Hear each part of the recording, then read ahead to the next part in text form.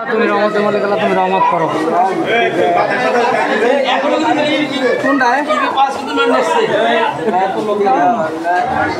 আল্লাহ তুমি রহমত করো আল্লাহ তুমি বাঁচাই দাও আল্লাহ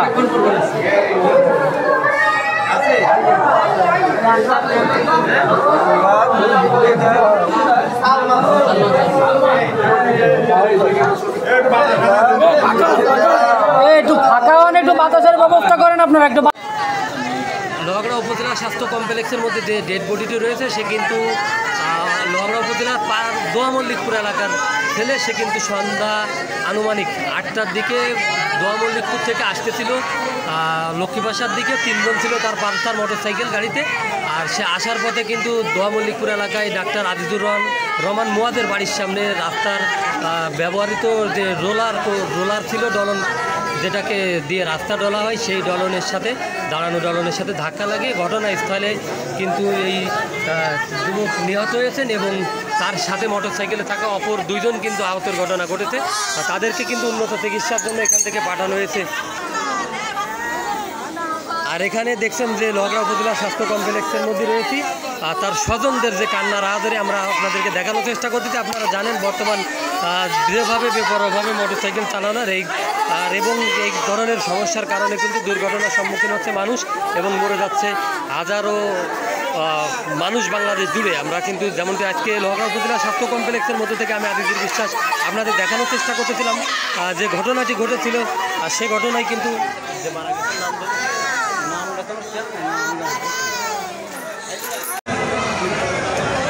দর্শক আমি দেখানোর চেষ্টা করেছি যে নিহত হওয়ার ঘটনা ঘটছে এবং যে নিহত হয়েছেন আমরা কিন্তু তার ডেড বডি লোহাগড়া উপজেলা স্বাস্থ্য আর আমরা কিন্তু দেখানোর চেষ্টা করতেছিলাম লোহাগড়া উপজেলা স্বাস্থ্য কমপ্লেক্সের মধ্যে নিহত লাশ কিন্তু আনা হচ্ছে। দেখছেন যে ছেলেটি মোটরসাইকেল দুর্ঘটনায় মারা গেছে তার লাশ কিন্তু আনা হচ্ছে এবং আরও যে 2 জন আহত রয়েছে তাদেরকে কিন্তু উন্নত চিকিৎসার জন্য এখান থেকে পাঠিয়ে দেওয়া হয়েছে। আমরা দেখানোর চেষ্টা করতেছিলাম আপনাদেরকে লোহাগড়া উপজেলা স্বাস্থ্য কমপ্লেক্সের মধ্যে থেকে।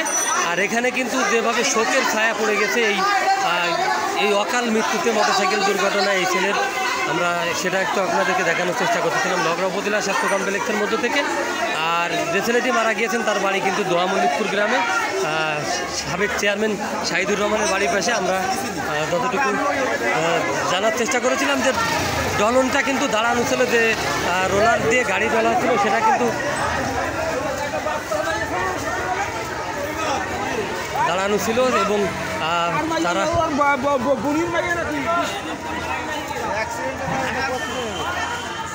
সালমান কিন্তু তার পরিবারের ভাবি এবং মাকে নিয়ে লোহাগড়ার উদ্দেশ্যে আসতেছিল দোয়া মল্লিকপুর গ্রাম থেকে। আর তার বাবার নাম কিন্তু মৃত শহীদ। আর তিনি কিন্তু গত রমজান মাসে মারা গিয়েছেন এমনকি আমরা কিন্তু জেনেছিলাম। এর পরবর্তীতে দোয়া মল্লিকপুর ডাক্তার আজিজুর রহমান মুয়াদের বাড়ির সামনে এসে পৌঁছালে ওখানে দাঁড়ানোতে ডলন ছিল, যেটা রোলার রাস্তার ডলনের কাজে ওই রাস্তার কাজ চলমান ছিল।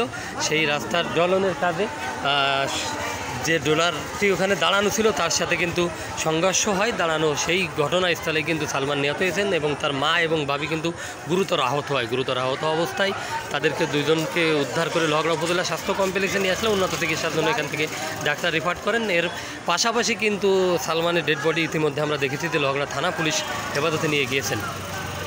সন্ধ্যার পরে 8টার দিকে রাস্তার যে কাজ হচ্ছিল তারা কিন্তু রোলার কোস্টার যে ডলন সেটা কিন্তু সেই জায়গাতে রাখা ছিল এবং তারা লোহাগড়ার দিকে আসতেছিল।